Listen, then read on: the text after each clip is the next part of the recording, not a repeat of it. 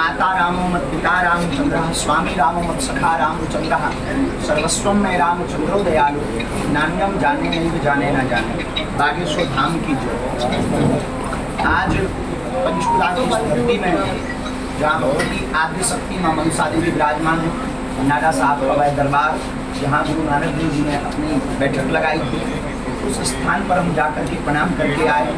भगवती माँ मनसा देवी को भगवती माँ मनसा देवी को भी प्रणाम करके आए हैं।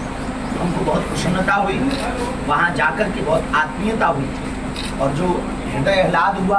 पंचकुला की भक्ति, श्रद्धा, निष्ठा, विश्वास, सनातन के प्रति सकारात्मकता, हिंदुत्व के प्रति उबाल और हिंदुत्व के प्रति जागरूकता, यहाँ के युवाओं में जोश के साथ हौस के साथ राष्ट्र राम के प्रति समर्पण, उसको देख कर के मन हमारा बहुत प्रसन्नचित्त है। निश्चित रूप से हरियाणा की इस पंचकुला की पावन भूमि से आने वाले कालांतर में हिंदू राष्ट्र का ध्वज फहराएगा। और आज की यह प्रेस वार्ता के पीछे दो रहस्य थे।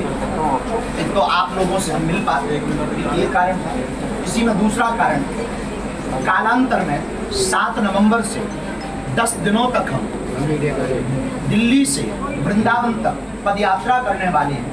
लगभग 3 दिनों तक हम हरियाणा प्रदेश में रहेंगे। उस पद यात्रा में प्रतिदिन 12 से 15 किलोमीटर चलेंगे और प्रतिदिन लगभग 40 से 50 गांवों के लोगों को मिलते हुए, अमीर विशिष्ट लोग तो हमसे मिल पाते हैं पर वो तख्ता जो मिलना चाहता पर अर्थ की संपन्नता ना होने के कारण बागेश्वर धाम नहीं पहुंच पाते हैं, जिस कारण से हम उनके गांव जाकर, गली जाकर के उनको गले लगा करके हिंदू राष्ट्र की संकल्प क्रांति को उनके मन में स्थापित करेंगे। जिस पदयात्रा का संकल्प 7 नवंबर से दिल्ली के छतरपुर कात्यायनी माता मंदिर से प्रारंभ होगा और बांके बिहारी मंदिर तक श्री धाम वृंदावन में भगवान श्री कृष्ण जन्मभूमि की मुक्ति के लिए, कृष्ण जन्मभूमि की जो वहाँ पर अवैध कब्जा है, उस अवैध कब्जा से मुक्त कराने के लिए हम पदयात्रा को करेंगे और पूरे ब्रज क्षेत्र को मांस मुद्रा रहित हो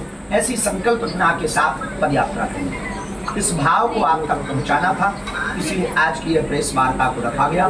दूसरा भाव बहुत सरल है, लेकिन वो भी एक स्पष्ट रूप से कह देना उचित होगा।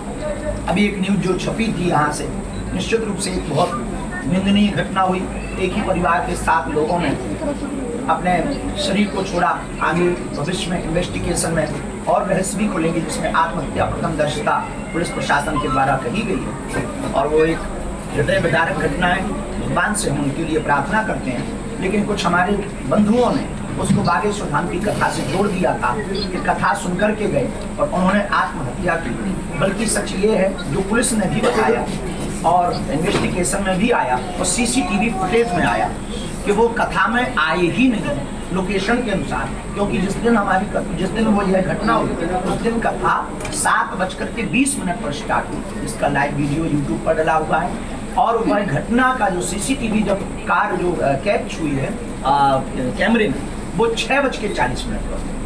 ये ऐसी वायरल ये घटना धाम कथा से जोड़ करके पूरे भारत में चल रही थी, जिससे कई लोगों के मन में तरह की बातें प्रकट हो रही थी। तो हमारा स्पष्टीकरण इस पर ये है, इस प्रकार की अस्पष्ट वार्ता को प्रसारित न किया जाए ताकि हिंदुत्व की विचारधारा को ठेस ना पहुँचे, सनातन को ठेस ना पहुँचे और बागेश्वर धाम की श्रद्धालुओं की आस्था पर ठेस ना पहुँचे। शेष आप लोगों की जो भी खुजली हो सकती